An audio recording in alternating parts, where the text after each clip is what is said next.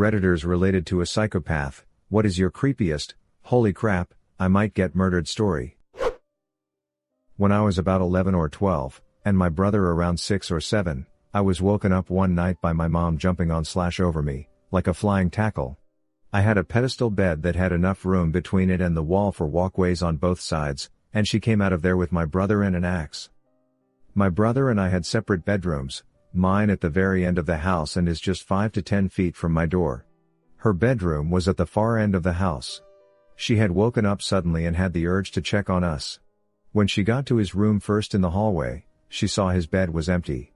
When she walked into mine, he was standing over me, 1 foot on either side of my body with the axe raised over his head.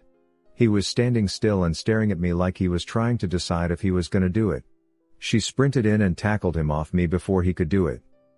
That was the first in a long line of insane incidents with him, and it's been about 18 years since. I had several with my brother, but the worst was when I woke up to him sitting on my chest with his hands around my throat. He was trying to choke me but his hands were too small and he didn't get the pressure right, so I ended up with a giant hickey around the entire front of my neck instead of death. All because I ate the last nutty bar. Listening to my dad trying to persuade my mom they should kill me. I was about 8 maybe. I was a difficult child and my dad often couldn't cope. I remember sitting on the stairs while they were in the lounge listening to their argument. Eventually he persuaded my mom and I heard them moving, so I ran upstairs to hide. My dad came up and dragged me into the lounge. He was holding me down in the floor shouting to my mom. "Do you want me to do it? I'll do it if you wanted me to." She was crying and couldn't decide. Eventually she said no, and he let me go and I ran back upstairs. I think they planned to kill me a few times but that was the scariest one. Another time my dad asked me to give him a hand getting something out of the shed. When my back was turned, he hit me in the back of the head with a hammer. I turned around and he was staring at me. His eyes looked like they were going to pop out. I ran past him to go to my mom who was making dinner in the kitchen. I was crying and shouting about what just happened, but she didn't look at me or say anything. She wasn't shocked. It was like she knew what he was going to do. I had a cousin who tried to force feed me drugs, literally trying to hold my mouth open and put a powder in. It turned out to be amphetamines, so not really something a murderer would use, but I have always remained distant since. That dude has issues. My nephew, through marriage, is a crazy little kid. Once, the entire family was playing hide and seek. He was around 9. He didn't like where I hid so he flew into a rage. He tried to hit me, I grabbed his wrist and twisted just enough to subdue him. He screamed like a freaking maniac. I released him. He then ran into another room stating he needed his Nerf gun to shoot me because he shoots people whenever he's mad. I looked at my sister-in-law and said, "Seriously, you're okay with this?" Her response was that his rage was my fault, I had no right to touch him and that I should have just let him hit me since he's only a boy. I told her, quite firmly, that if her crazy little bastard ever even gave the appearance of causing harm to one of my children, that I would put him down like a rabid dog. Fortunately, I guess, her husband, my wife's parents and everyone else present told her that she was wrong, her kid was effing nuts and that this was a serious red flag. Flash forward 2 years. Kid is still crazy but that's everyone else's problem because he's still just a boy. I'm staying at their house. Things have mostly settled from that prior incident. I wake up very early every morning. So around 4:30 a.m., I find myself awake. I don't want to get up and wake up everyone else, so I just sort of lie there and meditate. At around 5:20, the door opens. Thinking it's my kids who were young at the time and still came to get us early, I kind of just glance up. Then I notice that it's the nephew and he's holding what appears to be an AR-15. Now, I suffer from PTSD from Iraq. So my fight or flight response is triggered, my heart is pounding and I'm basically in survival mode. I wait. I watch. He creeps past the foot of the bed, walks up to my side and raises this rifle up to point the muzzle at my face. So I figure, this is it. I'm going to die. Today it ends. The only goal I have for myself right now is to prevent him from harming my wife and kids. He raises it up and the muzzle is a few inches from my face. I reached up, I grabbed the muzzle and I pushed as hard as I could, sending the butt into the little psycho's face. His nose is bleeding, he's crying, He's screaming about how he's going to kill me, how I'm effing dead, etc. So now everyone is awake. Lights are flipped on and I see that it's a toy rifle made to look like an AR-15. Apparently, this little psycho was planning to stick the muzzle in my face and pull the trigger to scare the crap out of me with flashing lights and electronic gun sounds. I feel somewhat torn. On the one hand, I just broke an 11-year-old's nose for playing with a toy gun. On the other hand, the kid had all of these tells that he was dangerous and what he was doing was super creepy, and yet another red flag. My sister-in-law was effing pissed. Her chosen narrative is that I'm a mentally unstable lunatic who is a danger to all children. She calls the cops. She insists, despite the protestations of my wife, that she's having me arrested and charged with child abuse for hitting a boy for playing with his toys. Police arrive. Interviews take basically the whole day. I'm a little worried that, getting arrested aside, I might not be able to leave this crap hole and go home the next day as planned, because these cops might not be done with their investigation. Fortunately, it didn't play out that way. See, this little we need to talk about Kevin A-hole wasn't just a crazy around me like in the movies. He was a crazy little poop everywhere and had been for years. The police had a file on him because the school was required to call the police every time he threatened a school shooting, which was often. I laid out my version of events much like I did here. I didn't see him and have a flashback thinking he was an insurgent. I saw him, I knew what he is going through his head, and I wanted to try to prevent him from killing my family. They did let me go home on schedule. And a week later the detective called me to let me know there would be no charges. He also told me that his interview with my nephew was chilling, and he hopes that my sister-in-law pulls her head out of the sand and gets the kid some help. I told him she won't ever. And when he's 30 years old and on trial she'll be crying and saying he's just a boy. Hopefully he doesn't hurt anyone, but I know the odds are stacked against that hope. Before anyone asks, I refuse to stay at their house. If we are in town we stay in a hotel. He is never allowed to be alone with either of my kids. And he is also not allowed in my house since he was caught trying to steal a pocket knife, which he said he needed for surgery on the family cat. He was almost 12 at the time. I have a cousin who used to kill neighborhood cats as a little kid. One day he just up and left. No one has seen him in about 13 years. My aunt has 2 kids, both adopted, and all I know about their bio moms is that they were drug addicts.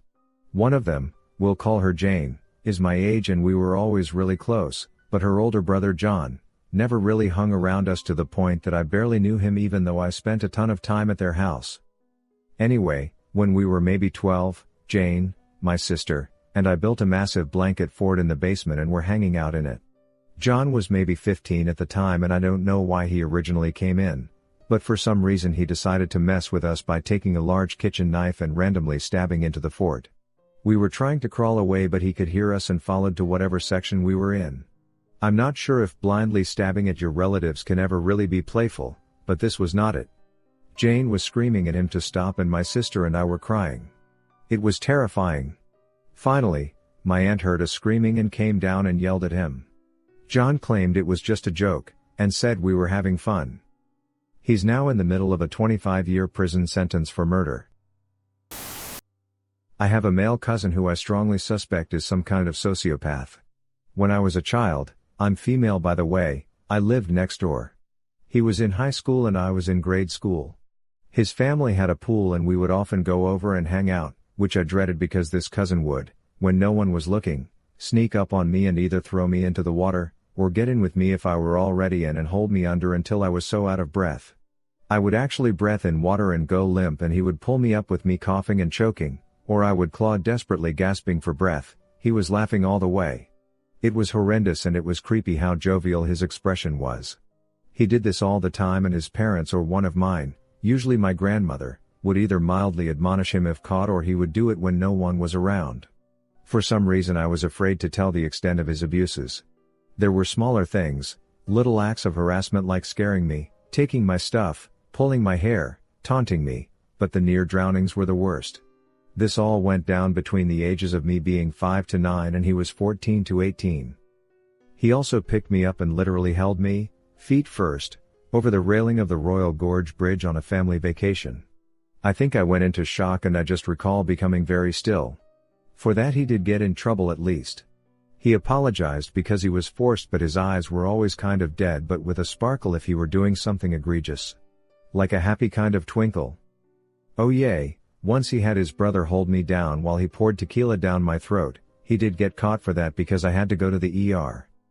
As a kid he was always running away and once killed a stray cat by choking it with barbed wire. He had on some kind of leather gloves. Weird thing is that all the neighborhood boys thought it was cool rather than call out his crazy. When he turned 16 and drove, he would purposefully run over stray animals and laugh and brag about it. No one did one thing. Enablers for sure. Talk about normalizing/minimizing bizarre behavior. He was extremely good looking, like model material, but not to me because I saw what he was under the skin. The high school quarterback, adored by all, girls fought over him. He played football on a scholarship at a Division I SEC school, but suffered a knee injury that ended his career. In high school and college he was always getting in trouble, frequent fights and DUIs, but he got bailed out every time and again, probably due to his athletic ability. It was swept under the rug. He also bragged he had his girlfriends do his school work. He has been married 3 times and has stuck with his 3rd wife, who is a martyr type. Scary thing is, he is now a high school football coach and has been for decades and was just promoted to assistant principal. Scary, because I think he has no business working with minors. My then 15-year-old cousin tried feeding my sister, then 5, and I, then 9, rat poison. Not a family member, but my mother dated a crazy person after her divorce. We moved into an apartment and he moved in with us not long after. He had long hair and blue eyes and a beard and was the spitting image of white Jesus. And he took it to heart after a few people told him about the resemblance. He pulled me aside one day and told me that he had a secret and he wanted to tell me, but I couldn't tell anyone else because the government was looking for him. He confided in me that he was in fact Jesus Christ and that he escaped from a government facility after being captured in 1964. He said he escaped with the help of the Pope during his visit to the USA. The Pope's private security force broke him out, and once he was free the Pope advised him to blend in with regular people. He said the Pope told him to not draw any attention to himself, so no miracles, and tell no one. But he trusted me with this information. Jesus Christ was a roofer, in case you were curious. He constantly carried around his roofing hammer, and one day it went missing. Jesus lost his shit. He locked my mother, my girlfriend, and myself in our apartment until it was found. This lasted 3 days. I was 18 at the time and was much larger than him and would have had no problem physically removing Jesus from our apartment, but my mother insisted he was having a mental episode, and if I hurt him or did anything it may mess him up even worse. Turns out he left the hammer, which is really pretty much a hatchet, at a job site and a coworker drive over to return it. I sat there like an idiot and watched this guy hand a effing axe to this lunatic and did nothing. Big mistake. Our 3-day-long lockdown turned into 5 days.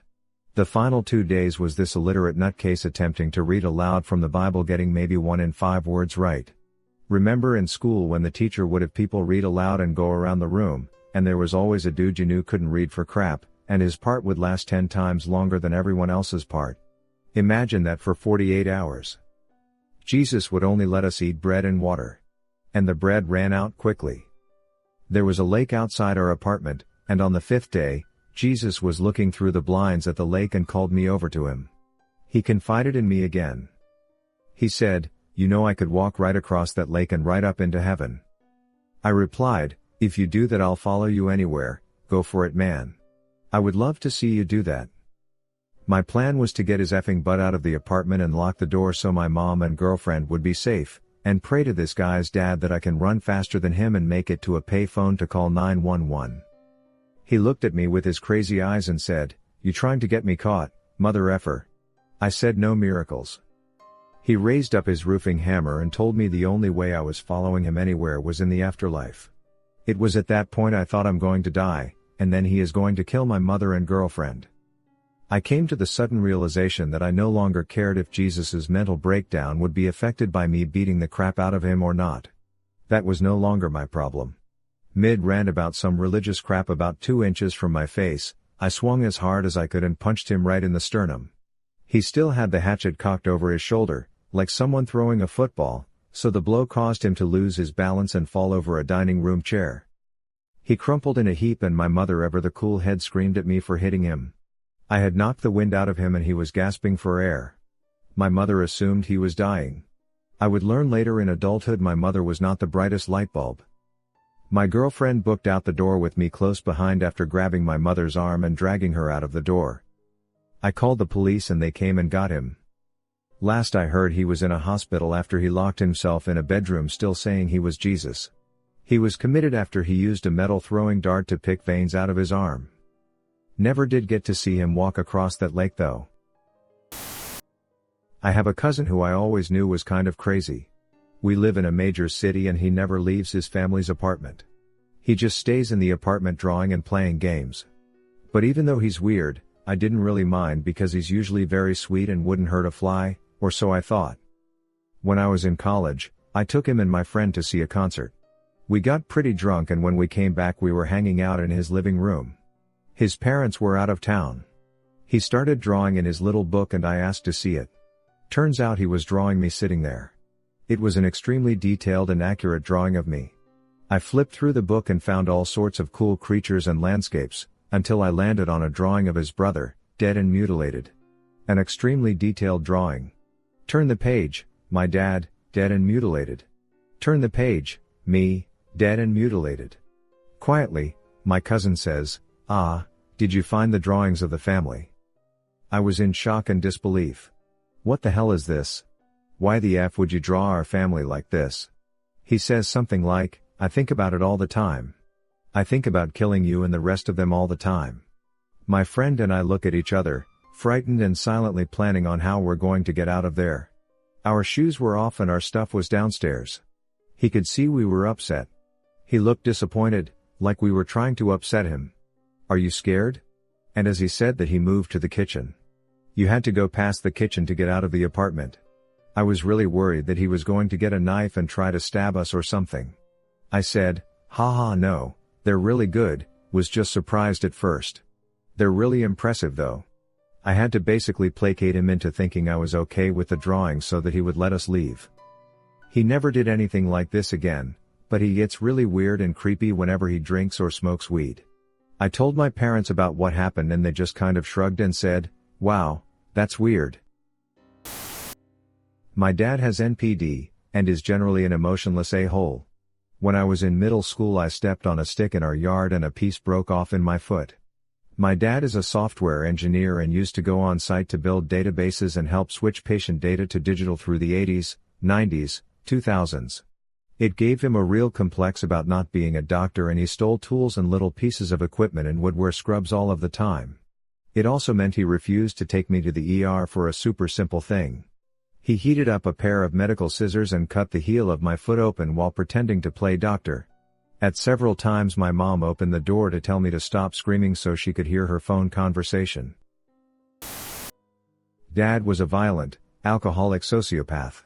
One time he threw me down the staircase, obviously didn't kill me, but killed the child he didn't know I was carrying. My mother is mentally unstable and has had many moments which led me to cut contact off with her. You know she is getting extra weird and dangerous when her eyes glaze over and sort of look like they lose any flicker of sentience or intelligence. It's hard to explain. Her eyes become like that of a shark. Her voice too will lose all emotion and vocal variance and becomes deep and raspy. She went like this once while I was washing laundry in the basement while she oversaw me, and she went from her normal angry, screaming self to very quiet. I turned to her and she said in her unearthly, raspy voice, "You know I could kill you, just hang you from a pipe down here and no one would find your body." Then she laughed and resumed her normal voice telling me cheerily that I was a loser because I didn't separate the light orange shirts from the dark orange shirts properly. My mother once tackled me to the ground and pressed a pair of scissors to my throat, threatening to slash it open because I didn't turn on the porch light before I saw her car pulling up the hill to our house. Sister-in-law, wife's sister, was killed by her estranged husband, who then killed himself. In the weeks leading up to his final acts, we found evidence that he was outside our house at night, including leaving X-rated pictures on our front porch of him and my wife's sister taken years earlier. He wanted us to know he was around / also besmirch his wife's rep maybe. Not sure what was going on in his mind. Also, beer bottles and cig butts in the yard. So he was sitting out there for extended periods of time. Filed a police report. They could do nothing. Months after her death, we learned he had his older son, 7 at the time. He and his little brother would have sleepovers at our house. My kids were same age. Wife's sister would also occasionally take refuge at our home. Draw a map of the inside of our house, including bedrooms and who slept where. He was making plans apparently. Effed up times, summer of 2001. Family is still kind of effed up, difficult to fully recover. Lots of counseling. His effing reach has extended way beyond the grave. My old stepson tried to kill both my sons. Long story short, he had been killing animals since he was 2 or 3 and his dad refused to get him help. Well, my oldest son, we found out at 4, he was allergic to bees. So my stepson would try to push him into bees. Because he wanted to watch what happened when he chokes and died. He was a year older than my 4-yo, and when I had my baby with his dad, he would always try to push his soft spot. I explained that would kill him and his answer was, well, I want to feel his brains, so if he dies it's okay. I'll just see him in heaven. Between this and crap with his dad, I asked for a divorce shortly after son was born, and he 100% abandoned my sons, and which I think is for the best. P.S. There's way more stories.